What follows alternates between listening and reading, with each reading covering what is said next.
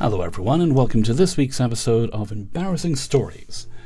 First up we have TIFU by Soaking My Feet in Salt Water by Confusion Own 8378. This is actually a TIFU, as in it happened today, but to tell the story we have to go back to yesterday. We work a hybrid pattern in our office currently, 2 days in the office and 3 from home. A group of colleagues in my wider department organized a small hike for charity in 2025, and decided to organize a follow-up this year. I joined in the organizing this time as I was in the office with them under the new hybrid pattern. I find myself pushing the fundraising for 2 local charities, being vibe captain and trying to get people involved, sharing QR codes, teams' backgrounds, etc. This year's hike was going to be better than last year's 12-miler. We were going for at least 20 miles this time round, and I had to put together a guide for the day, what to expect, what to bring, etc. The day itself came yesterday. We had decent weather, we got t-shirts to wear from the 2 charities, and we had a good time on the walk. The first leg was slightly longer than planned, so the lunch stop was slightly behind schedule.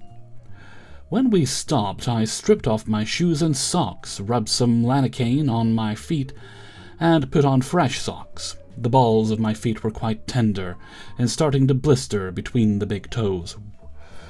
Nevertheless, we all pushed on to the finish line, had a pint and headed home to recoup. This morning my sons woke me up nice and early, so being the doting father I am, I plunked them in front of the TV so I could have coffee and soak my feet in a tub of salt water. After 15 minutes or so, 2 episodes of SpongeBob SquarePants, I decided to take my feet out to pat dry and inspect the damage, only to feel something flapping below my big toe. Not realizing the impending FU and thinking there was something in the bucket I hadn't rinsed out properly, I reached in and blindly pulled, removing a chunk of skin from the ball of my right foot about the size of a chicken nugget. It didn't accurately fit one of the 4 shape descriptions McDonald's use, unfortunately. Herein lies the second FU.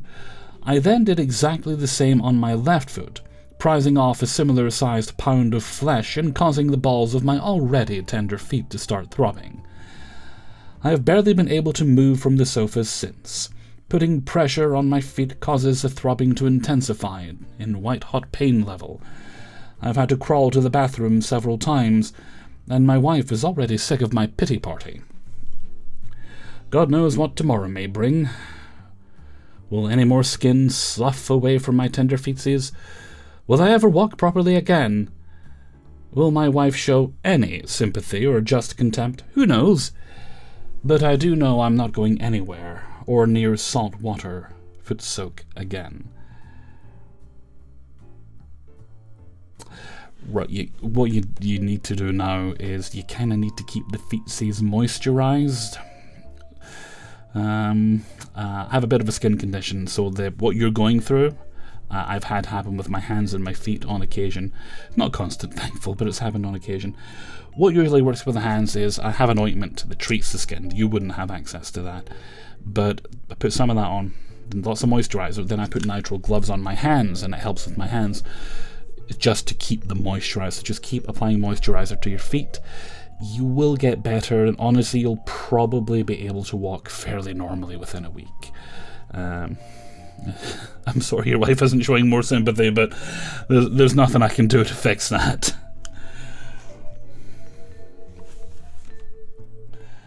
Alright, story number 2. TIFU by throwing up on a general. At your mom's apartment. The author. This happened to me back in 2011. I served in the Marines and was stationed in Korea at the time. Every year in November, the Marine Corps Ball happens to celebrate the birth of the Corps. Is it Corps or Corps? I think it's Corps. Do correct me if I'm wrong. Anyways, I had just turned 21 a few months prior and had also recently been promoted to Lance Corporal, and the Lieutenant Colonel in charge of us was very strict on underage drinking. So, I was just coming into my element. When we started the ball, I had a couple of Jack and Cokes. Then we saw that our tables came with a couple of bottles of wine. And what do you know, 3 out of the 8 people at our table are 21, so we help ourselves. Then our base's Korean liaison came over with a couple of 6-packs. The 3 of us who were able to drink did our inebriated math and figured, hey, there's 12 beers, that's 4 apiece. Excellent. We were pleasantly sloshed for the ceremony and dinner. Then it was time to dance, and dance I did. At least until my sergeant came over. He had this super serious look on his face and said, "You need to go back to your hotel. You're drunk and starting to look like an idiot." Me, being the know-it-all Lance Corporal, was like, "Sergeant, you've been drinking, so you can't tell me to do that." Yes, I was an idiot, but it was definitely a rule. If you were inebriated, you couldn't give lawful orders. Well, it turns out he wasn't drinking because a group of us had recently all turned 21, and he knew we would be stupid. So he helped me down to the bus and sat me in a bench seat across from my other sergeant. I remember an older couple boarding the bus and sitting in front of me, and I recognized an officer's uniform but didn't see the rank. Then our bus takes off. The driver is weaving through downtown Seoul traffic, and I'm sliding around, starting to feel sick. I distinctly remember looking at the drunk sergeant across from me, saying, I don't feel so good. And the sergeant goes, "Well, don't look at me." I turn back and make it to facing down the aisle when I projectile vomit all the way up to the yellow "do not cross" line. At least the vomit was obedient. All that training of yours. It also sprays across the dress shoes of the elderly officer seated in front of me. I look up and see that I've sprayed vomit onto the shoes of our commanding general. Of course, my dumbass reverts to the most basic of junior Marine instincts, which was, "Good evening, sir." He just gave me this smile and said, "Happy birthday, son." I blacked out from that point, and wake up the next morning in my hotel room wearing nothing but my boxers and an undershirt.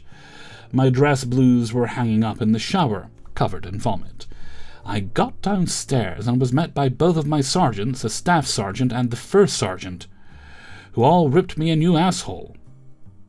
Thankfully, that was the extent of my punishment, aside from some extra duties.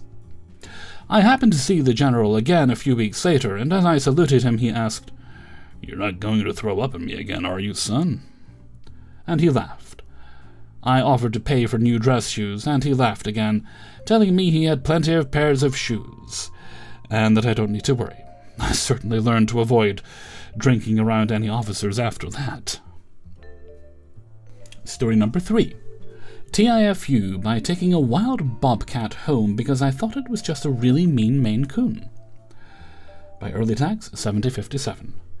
This happened a few weeks ago, but the actual mistake started 3 months before that. I grew up in the city and know literally nothing about nature. I recently got a remote job and rented a house out in the suburbs in a wooded area for some peace and quiet. One morning I heard this squeaking under my deck. I grabbed a flashlight to look and saw a kitten. It was this really chunky and angry-looking kitten with huge paws and a stubby tail. I figured it was a stray Maine Coon mix that lost its tail somehow. I felt bad for the little guy. I used some tuna to lure him to a laundry basket and brought him inside. I named him Garth. Garth was wild. He destroyed his scratching post in a week flat. Just turned it to dust. His purrs sounded like a broken lawnmower. I just thought he was a big, tough street cat. So I bought him expensive canned food and a heated bed to make him comfortable. He grew insanely fast. After 3 months, he was the size of a medium dog and pure muscle. When the gifts started, he wasn't bringing me mice. One morning I woke up and there was an entire dead raccoon in my kitchen. I decided it was definitely time for his shots. Getting him into a dog crate was a total nightmare. It took forever, and I had to wear thicker leather work gloves to survive it. I brought him to the vet. There were a few normal dogs in the waiting room. Garth let out this deep, vibrating hiss. The dogs basically lost their minds trying to get away from him. The vet called us in and opened the crate. Garth stepped out and growled. The vet just froze. He went totally pale. He backed away slowly and stared at me. He straight up asked me where the hell I got a bobcat. I thought I was going to jail. I had been dangling string toys for a wild animal this whole time. He slept on my bed every night. The vet ended up calling Fish and Wildlife. I was terrified they would put him down. The officer who showed up just looked at me like I was the dumbest guy on the planet. Since I raised him inside, he was way too used to people to go back to the wild, so they took him to a sanctuary nearby. I visited him last week. The staff there think the whole situation is hilarious. Garth refuses to eat the raw meat they feed the other wildcats. He throws a massive fit unless they give him his specific fancy canned food. I somehow managed to gentrify a wild animal. Story number 4. TIFU by using the toilet at work that's known for not working properly, by Boomslang67. This actually happened a year ago, but I remembered how funny and unfortunate it was, so I thought I would share. I am a 19-year-old female, but at the time of this story I was 18. When this happened, I was working an overnight shift at my old job at an assisted living facility as a senior caregiver. Overnights didn't have much to do except clean and tend to the occasional nighttime medications and stuff, so it was pretty laid back. But the worst part was that I had to clean 7 single bathrooms by myself. It was around midnight, about 2 hours into my shift. I had just cleaned one of the bathrooms, and then all of a sudden, I felt like I had to poop, like really bad at that exact moment. Since I was already in the bathroom and just cleaned it, I just had to sit down and do my business and then clean the toilet again. Unfortunately, I had forgotten that this was the bathroom that has a wonky toilet. Sometimes it just doesn't flush. They didn't have the sign on the door that said out of order, so I figured it would be fine after I realized my mistake. But when I stood up to flush, of course it didn't work. At first I was like, great, now my poo's going to have to sit here until maintenance gets here in the morning. I was dreading that because I knew it would be embarrassing, and obviously I had no idea how to fix the problem myself. Although I know sometimes the chain can become disconnected, it wasn't, so I left that alone. Then it got worse. I only tried to flush once, but the toilet was filling up with water. It was going pretty slowly, so I had enough time to get into the cleaning closet that was luckily right across from this bathroom and grab a plunger or something to make it drain. I got the plunger, got back in, and realized the water had stopped at the very top of the toilet bowl, not quite pouring over the edge. It looked like when you try to fill a glass of water all the way to the top. At this point I was freaking out because my shit water was about to get all over the floor and I had no idea how to drain it. Plus I had just cleaned it. I couldn't stick the plunger in the toilet because it would have made it overflow. So I just sat there. I had no idea what to do. I was too embarrassed to ask one of my co-workers to help. There was only 2 other people there, confined to the sections they were working in, so they wouldn't be able to do anything anyway. Eventually, the water started leaking onto the floor. I had no idea what to do.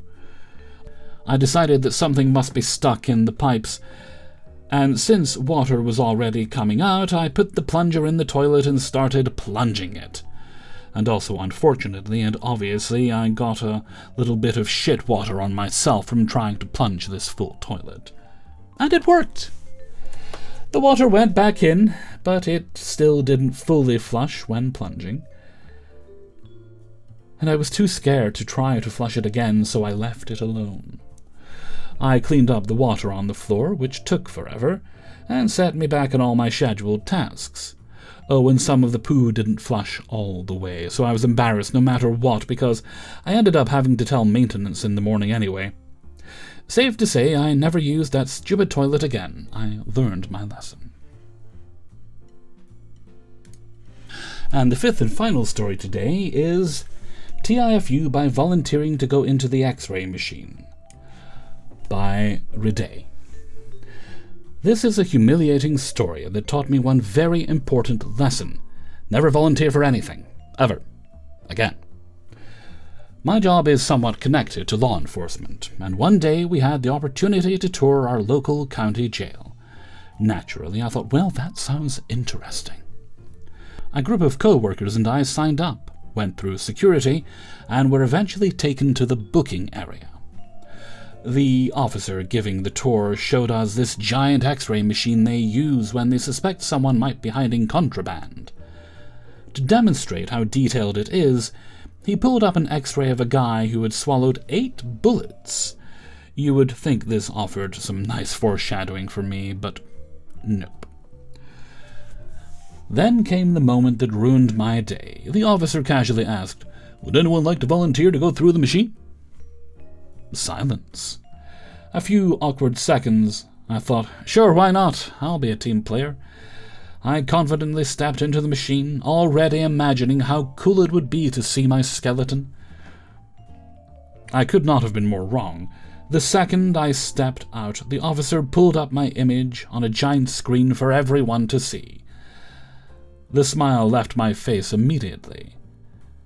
First of all, I'm not huge, but I do have some curves, and the machine clearly showed my shape. I straight up looked like the Michelin Man, every roll on full display. Oh, I used to be terrified of that thing. I still have a memory of it running towards me as if it was going to get me. I thought it couldn't be more humiliating. No time for flashbacks to childhood traumas. That's the only one, I think. I was wrong. It gets so much worse, because apparently this machine just doesn't show your skeleton. Oh no. It shows everything. And when I say everything, I mean everything. Suddenly my co-workers weren't looking at an educational demonstration anymore. They were getting a front row view of all my goodies. There I stood, in front of people I have to see at work every day, while my entire body was displayed in high-definition jail technology. Let's just say you could see both sets of lips on the screen. Oh my. The officer, completely unfazed, kept explaining how the machine worked, and I thought this could not possibly get any worse until he goes on to say, "And if you look up here," while pointing at my head, "you have some fake teeth, don't you?" And in case you didn't know, fake teeth light up differently on X-rays, so there was no way of getting away from the fact that everyone could see my whole front row of teeth were not real. This was at the beginning of the tour. Needless to say, I was ready to clock out early that day and walked through the rest of the tour in silence, completely humiliated. And that brings us to the end of today's video. Big thanks to everyone who allowed me to use their stories. If you'd like to support the channel, you can sign up for my Patreon page, which is linked in the description. $1 or more gets you early access to all the videos at once on Monday. There's also a link to my merchandise store over on Teespring, as well as my Discord server and my Threads account. And my email is kingofthecities@gmail.com should you need to contact me. That's everything for now. So until next time, thank you very much for watching, and take very good care of yourselves.